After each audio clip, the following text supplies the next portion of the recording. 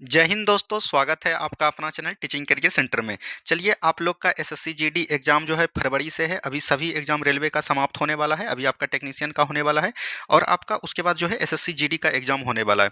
तो चलिए, अभी से जो हम लोग स्टार्ट कर रहे हैं GK GS special 20 practice set इसमें देखा जाएगा आपको। और ये आपका प्रैक्टिस सेट 1 है। इसमें जो है याद रखिएगा 20 से 25 क्वेश्चन आपको डेली वे में मिलेगा। और ये डेली आपका क्लास कितना बजे चलेगा? 8 पीएम में आपका ये डेली क्लास आएगा। और आपको बता दें कि ये जो प्रैक्टिस सेट रात में चलता रहेगा, उसके बाद जितने भी प्रीवियस ईयर क्वेश्चन आपके अभी तक एसएससी जीडी में पूछे गए 2024 में, सभी का प्रश्न आपको कराया जाएगा। तो चलिए, बिना देरी का हम लोग शुरुआत करते हैं। जो भी एसएससी जीडी का तैयारी करते हैं उसके लिए ये बहुत ही सुनहरा अवसर है। तो चलिए, हम लोग बिना देरी का शुरुआत करते हैं आज के फर्स्ट क्वेश्चन को। यहाँ पर आपको फर्स्ट क्वेश्चन दिख रहा होगा। फर्स्ट क्वेश्चन देखिए क्या बोला गया है। गौतम बुद्ध ने किस स्थान पर अपना प्रथम धर्मोपदेश दिया था? देखिए, जब भी क्वेश्चन है तो आप जो है एक कॉपी पेन लेके बैठिए और आपको जो है अपना शॉर्ट्स नोट्स बताने जा मतलब कि बनाते हुए चलना है, जिससे कि आपको ये पता चलेगा कि किस क्वेश्चन में किस तरह के फैक्ट बनते हैं। देखिए, पहला क्वेश्चन आपका पूछ रहा था गौतम बुद्ध के बारे में और इसने बोला गया है किस स्थान पर अपना पहला धर्म उपदेश दिया था। तो ये तो इसका तो राइट आंसर हो जाएगा यहाँ पर सारनाथ। अब दोस्तों, सबसे पहला जो उपदेश सारनाथ में दिया था इसको हम लोग क्या बोलते हैं? याद रखिएगा, धर्म चक्र परिवर्तन बोलते हैं। क्या बोलेंगे? धर्म चक्र परिवर्तन इसको बोला जाता है। यहाँ पर बात आता है गौतम बुद्ध का। गौतम बुद्ध से 4 फैक्ट आपको ध्यान देना है। गौतम बुद्ध का जन्म आपके एग्जाम में पूछा जाता है तो याद रखिएगा 563 ईसा पूर्व में। ठीक है, 563 ईसा पूर्व हो जाएगा। इसके बाद इनका मृत्यु पूछा जाएगा तो मृत्यु कब हो जाता है तो याद रखिएगा 483 ईसा पूर्व में। ठीक है, तो ये भी चीज एकदम आपको ध्यान देना है। अच्छा, इनके पिता का नाम क्या था? तो याद रखिएगा शुद्धोधन इनके पिता का नाम था। क्या था? शुद्धोधन नाम था। और इनके माता का नाम क्या था? तो याद रखिएगा महामाया माता का नाम था। इनके बचपन का भी नाम आपके एग्जाम में पूछा गया। इनके बचपन का नाम आपका क्या हो जाएगा? तो याद रखिएगा सिद्धार्थ हो जाएगा। तो इतना चीज एकदम आपको ध्यान देना है। तो ऑप्शन नंबर डी बिल्कुल राइट आंसर हो जाएगा। और पूछा जाएगा आपको कि सबसे अधिक उपदेश कहां पर दिए थे? तो याद रखिएगा श्रावस्ती में। कहां पर हो जाएगा? श्रावस्ती में। तो इतना चीज आपको ध्यान देनी है। चलिए, बढ़ेंगे हम लोग अगले प्रश्न की तरफ। नेक्स्ट क्वेश्चन को ध्यान से देखिए क्या बोला गया। भारतीय संविधान में किस अनुच्छेद के अंतर्गत नागरिकों को मौलिक अधिकार प्रदान दिए गए? देखिए, मौलिक अधिकार की बात कर रही है यहाँ पर। मौलिक अधिकार आपको पता है कि संविधान के कितना में है? भाग 3 में है। और बात करिएगा ये कहां से कहां तक थे? अनुच्छेद 12 से लेकर 35 तक है। तो ये भी चीज ध्यान देनी है। और ये कहाँ से लिया गया दोस्तों? तो याद रखिएगा ये जो है लिया गया अमेरिका से। कहाँ से लिया गया है? अमेरिका से लिया गया है। तो ये भी आपको ध्यान देनी है। तो यहाँ से राइट आंसर हो जाएगा ऑप्शन नंबर बी। अब आपको ये भी ध्यान देना है कि अनुच्छेद 12 से लेकर 35 तक एक नजर में देख लीजिए। अनुच्छेद 12 में बोला गया है कि मौलिक अधिकार की राजकीय परिभाषा। 13 में बोला गया है अपरिवर्तनीय होगा। 14 में बोला गया है याद रखिएगा विधि के समक्ष समानता, यानी सभी के लिए कानून जो है समान है, ये चीज बोला गया है। 15 में बोला गया है धर्म जाति लिंग के आधार पर किसी में भेदभाव नहीं किया जाएगा। 16 में बोला गया है याद रखिएगा अवसर की समानता। 17 में बोला गया अश्लीलता का अंत या छुआछूत का अंत। 18 में बोला गया उपाधियों का अंत। 19 में बोला गया अभिव्यक्ति की स्वतंत्रता। 20 में बोला गया है याद रखिएगा दो सिद्धि के विरुद्ध संरक्षण। 21 में बोला गया प्राण एवं दैहिक स्वतंत्रता। अनुच्छेद 22 की बात करेगा तो इसमें बोला गया गिरफ्तारी के विरुद्ध संरक्षण। अनुच्छेद 23 में क्या बोला गया है? बलात्सरम या बेगारी प्रथा। अनुच्छेद 24 में क्या बोला गया दोस्तों? तो याद रखिएगा 14 वर्ष से जितने भी बच्चे होंगे उसको कारखाना में शामिल नहीं किया जाएगा। 25 में बोला गया धार्मिक स्वतंत्रता। 26 में बोला गया कि अगर आप धार्मिक कार्य के उपबंध के बारे में बताया गया है। 27 में बोला गया है कि अगर आप धार्मिक कार्य कर रहे हैं तो उस पे जो है आपको सरकार टैक्स नहीं लगाएगा। 28 में क्या बोल रहा है? 28 में बोला गया है कि कोई भी अगर सरकारी स्कूल पूर्ण रूप से सरकारी पैसे से चल रहा है तो वहां पर धार्मिक शिक्षा नहीं दी जाएगी। 29 में बोला गया अल्पसंख्यक वर्गों के हितों के बारे में संरक्षण दिया है। 30 में बोला गया अल्पसंख्यक वर्ग के जितने भी व्यक्ति है वो जो है अपना शैक्षिक संस्थान खोल सकते हैं और वहां पर शासन प्रशासन खुद कर सकते हैं। 31 तो निरस्त कर दिया था दोस्तों, इसमें संपत्ति का अधिकार था। और 32 में बोला गया संवैधानिक उपचार, जिसको कि याद रखिएगा डॉक्टर भीमराव अंबेडकर जी के द्वारा इसको संविधान का आत्मा बोला गया। तो इतना अनुच्छेद आपको ध्यान देनी है। तो यहाँ से क्या हो जाएगा? ऑप्शन नंबर बी बिल्कुल राइट आंसर आपका हो जाएगा। बढ़िएगा अगले प्रश्न की तरफ। नेक्स्ट क्वेश्चन को यहाँ पर देखिए, निम्नलिखित में से मध्य एशिया के किस शासक ने 1192 में उत्तर भारत को जीता था? 1192 जैसे ही आपके माइंड में आया तो आपको याद रखना है त्राइन का युद्ध। क्या बोलिएगा? त्राइन का युद्ध। देखिए, प्रथम त्राइन की बात करेगा तो ये कब हुआ था दोस्तों? तो ये हुआ था 1191 ईस्वी में। और ये किसके किसके बीच हुआ था? तो याद रखिएगा पृथ्वीराज चौहान और मोहम्मद गौरी के बीच। तो यहाँ पर से आपका राइट आंसर क्या हो जाएगा? ऑप्शन नंबर सी बिल्कुल राइट आंसर आपका हो जाएगा। मोहम्मद गौरी जो भारत सबसे पहले मतलब कि आक्रमण किए थे वो मुल्तान के विरुद्ध आक्रमण किए थे। और मुल्तान में याद रखिएगा मुल्तान के राजा भीम द्वितीय द्वारा पराजित भी हुए थे। क्या दोस्तों? भीम द्वितीय द्वारा, या तो इसी को बोला जाता है याद रखिएगा मूलराज द्वितीय, इसका नाम है। तो मूलराज द्वितीय द्वारा इनको पराजित किया गया था। उसके बाद त्राइन का प्रथम युद्ध होता है 1191 ईस्वी में, जिसमें कि मोहम्मद गौरी को याद रखिएगा पृथ्वीराज चौहान द्वारा पराजित होना पड़ता है। लेकिन 1192 में जब त्राइन का द्वितीय युद्ध होता है यहाँ पर मोहम्मद गौरी की पराजय होती है और पृथ्वीराज चौहान की मृत्यु हो जाती है। तो ये चीज ध्यान दीजिएगा, ऑप्शन नंबर सी बिल्कुल राइट आंसर आपका हो जाएगा। उसके बाद जो है याद रखिएगा 1206 ईस्वी में जो है ये सभी शासन को देकर, मतलब कि इनका गुलाम कौन होता है, ऐबक होता है। उसके बाद जो गुलाम वंश की स्थापना की जाती है। तो इतना चीज एकदम आपको याद रखनी है। चलिए बढ़ेंगे हम लोग अगले प्रश्न की तरफ। नेक्स्ट क्वेश्चन को ध्यान से देखिए, निम्नलिखित में से भारत के किस मुख्य न्यायाधीश ने राष्ट्रपति के रूप में भी काम किया। देखिए एक अनुच्छेद आप पढ़े होंगे दोस्तों, क्या बोलिएगा 65 को, क्या बोलिएगा 65 को। 65 में बोला गया है कि अगर राष्ट्रपति जो है अपने पद पर नहीं रहेगा तो उसके जगह पे काम कौन करेगा, तो उपराष्ट्रपति करेगा, यह चीज बोला गया है। और एक अनुच्छेद आप पढ़े होंगे 70 को। 70 क्या बोलता है, जब राष्ट्रपति के पद पर उपराष्ट्रपति भी नहीं हो तब उसके जगह पे कौन करेगा, तो भारत का मुख्य न्यायाधीश करेगा, यानी कि सीजीआई करेगा। तो ये चीज ध्यान दीजिएगा। और एक बार ऐसा हुआ है, याद रखिएगा, बीबी गिरी के समय कौन थे उस समय राष्ट्रपति, बीबी गिरी थे। उसके समय कौन किए थे, 1 महीना के लिए काम किए थे, कौन, याद रखिएगा ये हो जाएगा आपका एम हिदायतुल्लाह। ठीक है, तो ऑप्शन नंबर ए बिल्कुल यहाँ पर से राइट आंसर आपका हो जाएगा। ठीक है, अब देखिए यहाँ पर से राष्ट्रपति का बात आता है तो भारत के अनुच्छेद 52 में क्या बोला गया, भारत के एक राष्ट्रपति के पद के बारे में बताया गया है। अनुच्छेद 53 में क्या बोला गया, राष्ट्रपालिका, मतलब कि बोल सकते हैं राष्ट्रपति के कार्यपालिका शक्ति के बारे में बताया गया है। 54 में बताया गया निर्वाचन मंडल में, मतलब कौन कौन चुनाव में भाग लेंगे। 55 में निर्वाचन विधि बताया गया, एकल संप्रदाय मत प्रणाली द्वारा राष्ट्रपति का चुनाव किया जाएगा। 56 में क्या बोला गया, राष्ट्रपति के कार्यकाल के बारे में बताया गया। 57 में बोला गया कि राष्ट्रपति जो है पुनः निर्वाचित हो सकते हैं। 58 में इनके योग्यता के बारे में बताया गया। 59 में इनका शर्त बताया गया है। और 60 में दोस्तों क्या बताया गया, शपथ बताया गया है। और 61 में राष्ट्रपति का महाभियोग बताया गया। तो ये चीज ध्यान दीजिएगा, इतनी अनुच्छेद आपको राष्ट्रपति से रिलेटेड याद रखनी है। चलिए बढ़ेंगे हम लोग अगले प्रश्न की तरफ। नेक्स्ट क्वेश्चन को ध्यान से देखिए। बस दोस्तों आप लोग बने रहिए, एग्जाम तक आपको जीके में 20 में से 20 नंबर लाना है, इसकी हम फुल गारंटी आपको देंगे। ठीक है, चलिए नेक्स्ट क्वेश्चन दिखेगा, निम्नलिखित में से कौन मध्यकालीन भारत की प्रथम महिला शासिका बनी थी। मध्यकालीन भारत की बात करेगा तो एक दोस्तों आपका कौन आता है, गुलाम वंश आता है। गुलाम वंश का संस्थापक आपका कौन होता है, तो याद रखिएगा कुतुबुद्दीन ऐबक होता है। उसके बाद इनका संस्थापक दूसरा अगर बात करेगा वास्तविक संस्थापक इनका कौन होता है, तो इल्तुतमिश होता है। क्या होता है, इल्तुतमिश होता है। और इल्तुतमिश की ही बेटी होती है कौन दोस्तों, रजिया सुल्तान। रजिया सुल्तान दिल्ली सल्तनत की प्रथम मुस्लिम शासिका और बोल सकते महिला शासिका और अंतिम भी होता है। इनका कार्यकाल की बात करेगा तो इनका कार्यकाल 1236 से लेकर 1240 तक इनका कार्यकाल रहा है। और इनकी मृत्यु की बात करेगा तो इनका मृत्यु जो है याद रखिएगा पंजाब के कैथल नामक स्थान पर हुआ था। कहां पर, पंजाब के कैथल नामक स्थान पर हुआ था। यह भी आपका एसएससी जीडी 2023 में पूछ लिया गया। ठीक है, तो ऑप्शन नंबर ए बिल्कुल यहां पर से राइट आंसर आपका हो जाएगा। ठीक है, चलिए बढ़ेंगे हम लोग अगले प्रश्न की तरफ। ऐतिहासिक दांडी मार्च का संबंध है। देखिए दांडी मार्च का संबंध जो है याद रखिएगा ये कब स्टार्ट हुआ था, तो ये स्टार्ट हुआ था 12 मार्च 1930 ईस्वी को। और ये कब तक चला था दोस्तों, तो आप लोग बोलिएगा 6 अप्रैल 1930 को चला था। तो ये भी चीज ध्यान दीजिएगा। और ये कुल कितने दिन चला था, 24 दिन चला था। और इसमें कुल कितने प्रतिनिधि ने भाग लिया था, 78 प्रतिनिधि ने। और अगर किलोमीटर पूछेगा तो 385 किलोमीटर आपको देके आना है। और ये किसके विरुद्ध था, तो याद रखिएगा नमक कानून को तोड़ने के लिए। ऑप्शन नंबर बी बिल्कुल राइट आंसर हो जाएगा। और यही नमक कानून को साबरमती आश्रम से लेकर दांडी तक चलता है। और इसको नमक कानून तोड़ने के बाद याद रखिएगा इसी दिन जो है क्या करता है, एक आंदोलन स्टार्ट करता है जिसको हम लोग क्या बोलते हैं, सविनय अवज्ञा आंदोलन को नाम से जानते हैं। तो ये भी चीज एकदम ध्यान देनी है। चलिए बढ़ेंगे हम लोग अगले प्रश्न की तरफ। नेक्स्ट क्वेश्चन को दिखेगा, भारत का सार्वजनिक क्षेत्र में सबसे बड़ा वाणिज्यिक बैंक कौन है। यहाँ पर सबसे बड़ा वाणिज्यिक बैंक अगर पूछेगा तो ये आपका हो जाएगा स्टेट बैंक, भारतीय स्टेट बैंक। याद रखिएगा इनका 1921 में नाम क्या था, याद रखिएगा इंपीरियल बैंक था, नाम से जाना जाता था। लेकिन 1955 में इनका क्या कर दिया, नाम चेंज करके इसको बना दिया भारत का स्टेट बैंक। तो ये भी चीज ध्यान देनी है। यहाँ पर आपको रिजर्व बैंक ऑफ इंडिया दिख रहा होगा, भारत का रिजर्व बैंक ऑफ इंडिया, ये भी चीज ध्यान दीजिएगा।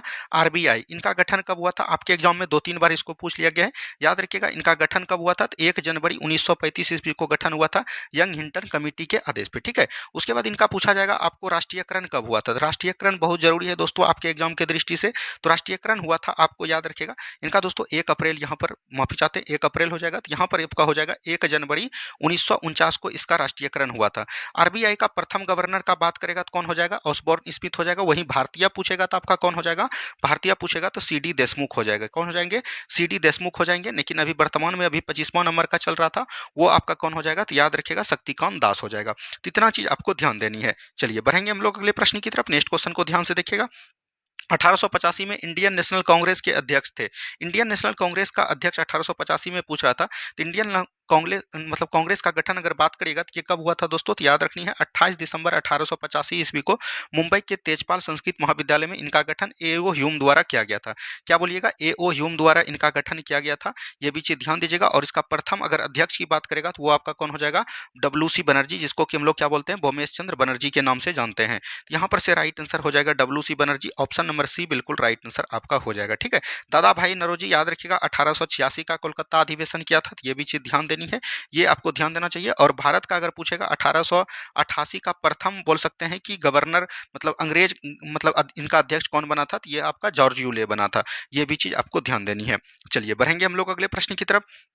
श्याम जी कृष्ण वर्मा ने इंडियन होम रूल सोसाइटी की स्थापना कब की थी, तो ये 1905 में किया था। और ये कहाँ पर किया था दोस्तों, तो लंदन में किया था। तो ये भी चीज ध्यान दीजिएगा। इनके और दो सदस्य थे, तो उनका नाम याद रखिएगा, लाला हरदयाल। क्या नाम रखिएगा, लाला हरदयाल नाम रखिएगा। और आपको एक नाम याद रखना है दोस्तों, कौन, मदन लाल ढींगरा। क्या बोलिएगा, मदन लाल ढींगरा। तो ये भी चीज एकदम आपको ध्यान देते हुए चलनी है। ठीक है, यहाँ पर सैन फ्रांसिस्को में याद रखिएगा 1913 ईस्वी में गठन क्या किया गया था, गदर पार्टी का स्थापना किया था किसने, लाला लाजपत राय के द्वारा। तो ये भी चीज ध्यान देनी है। और इसको साइमन कमीशन के विरुद्ध में इन पर लाठीचार्ज करके इनका मौत हो गया था। ठीक है, तो ये सब आपको बातें ध्यान देनी है, आपके एग्जाम में पूछे जाते हैं। चलिए बढ़ेंगे हम लोग अगले प्रश्न की तरफ। निम्नांकित में से गेहूं की फसल का कौन सा रोग है। देखिए ये आपके एग्जाम में पूछा गया था, गेहूं के फसल का कौन सा रोग हो जाएगा, तो ये आपका हो जाएगा रस्ट। रस्ट आपका गेहूं का है। और आपका क्या होता है, करनाल होता है। ठीक है, ये चीज ध्यान दीजिएगा। और आपका सेहू, ये सब जो है गेहूं का रोग है। यहाँ पर आपको टिक्का दिख रहा होगा, टिक्का आपका जो है किसका हो जाता है, तो याद रखिएगा मूंगफली का हो जाता है। क्या हो जाता है, मूंगफली का रोग को हम लोग टिक्का बोलते हैं। तो ये चीज ध्यान देनी है। चलिए बढ़ेंगे हम लोग अगले प्रश्न की तरफ। नेक्स्ट क्वेश्चन है, निम्न में से कौन सुमेलित नहीं है। देखिए बेलाडीला, कमान गुंडी, सिंह भूमि, मयूरभंज। मयूरभंज आपका उड़ीसा बिल्कुल ठीक है। सिंह भूमि झारखंड में है, केमान गुंडी कर्नाटक में है। बेलाडीला की पहाड़ी आपका मध्य प्रदेश में नहीं होगा, बल्कि कहां पर हो जाएगा, याद रखिएगा छत्तीसगढ़ में हो जाएगा। तो यही आपका राइट आंसर हो जाएगा। ऑप्शन नंबर ए बिल्कुल राइट आंसर आपका हो जाएगा। ठीक है, चलिए नेक्स्ट क्वेश्चन की तरफ बढ़िएगा। नेक्स्ट क्वेश्चन है, निम्नांकित में से कौन सा एक संविधान का अंग नहीं है। देखिए संविधान का अंग किसको बोलते हैं, जिसकी चर्चा संविधान में की गई है उसको बोलते हैं संविधान का अंग हो जाएगा। ठीक है, निर्वाचन आयोग की चर्चा संविधान के 324 आर्टिकल में किया गया, तो इनका है। वित्त आयोग की चर्चा संविधान के 280 आर्टिकल में किया गया, तो ये भी संविधान का भाग है। अंतर्राज्यीय परिषद का गठन याद रखिएगा 263 में किया गया है। और इसका गठन कौन करते हैं, तो याद रखिएगा भारत के राष्ट्रपति करते हैं। और इनका गठन आपको बात करेगा तो ये 1990 में किया गया है। ठीक है, और योजना आयोग याद रखिएगा, ये जो है एक प्रकार का संवैधानिक आयोग है, ये संविधान का अंग नहीं है। योजना आयोग का याद रखिएगा, इनका गठन जो हुआ था कब हुआ था, 15 मार्च 1950 ईस्वी को इनका गठन हुआ था। और इसी का नाम बदलकर 2015 में इनका क्या नाम कर दिया है, नीति आयोग कर दिया है। तो ये चीज ध्यान दीजिएगा। तो ऑप्शन नंबर डी बिल्कुल राइट आंसर आपका हो जाएगा यहाँ पर से। ठीक है, चलिए बढ़ेंगे हम लोग अगले प्रश्न की तरफ। लोकसभा और राज्यसभा में गणपूर्ति संख्या होती है। देखिए लोकसभा हो, राज्यसभा हो, विधानमंडल हो, विधानसभा हो, सभी में गणपूर्ति कितना होता है, 1/10 होता है। और इसकी चर्चा संविधान के 100 याद रखिएगा 100 के कलाउ 4 में किया गया, सॉरी 100 के कलाउ 4 में दिया गया है। यानी कि याद रखिएगा लोकसभा हो चाहे राज्यसभा हो, वहां पर अगर सदस्य का 1/10 भाग सदस्य अगर वहां पर आमंत्रित रहेंगे, मतलब कि वहां उपस्थित रहेंगे, तब आपको बोला जाएगा कि संसद का कार्य स्टार्ट होगा। तो इसी को बोलता है गणपूर्ति। ऑप्शन नंबर यहाँ पर से क्या हो जाएगा, ऑप्शन नंबर सी बिल्कुल राइट आंसर हो जाएगा। ठीक है, चलिए बढ़ेंगे हम लोग अगले प्रश्न की तरफ।